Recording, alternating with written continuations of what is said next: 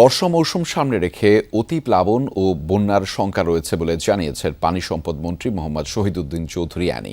এসব মোকাবেলা ও নদী ভাঙন রোধে সরকারের প্রস্তুতি নিয়ে প্রধানমন্ত্রী তারেক রহমানের সাথে আলোচনা হয়েছে বলে জানিয়েছেন তিনি। দুপুরে সচিবালয়ে প্রধানমন্ত্রীর সভাপতিত্বে পানি সম্পদ ব্যবস্থাপনা বিষয়ক সভা অনুষ্ঠিত হয়। সভা শেষে মন্ত্রী জানান, পানি সম্পদ মন্ত্রণালয়ের 180 দিনের কর্মসূচি নিয়ে প্রধানমন্ত্রীর সাথে আলোচনা হয়েছে। খাল খনন কর্মসূচিতে যোগ দিতে 27 এপ্রিল যশোর এবং 2 মে সিলেটে যাবেন প্রধানমন্ত্রী তারেক রহমান। এ সময় সভায় পানি সম্পদ প্রতিমন্ত্রী ফরহাদ হোসেন আজাদ ও পানি বিশেষজ্ঞ আইনুন নিশাদ উপস্থিত ছিলেন। সামনে বর্ষা আসতেছে, অতি প্লাবন হতে পারে, বন্যা হতে পারে। আগাম আমাদের কি কি কাজগুলো করা দরকার সেই ব্যাপারে আমরা সর্বোচ্চ চিন্তা ভাবনা করে রেখেছি।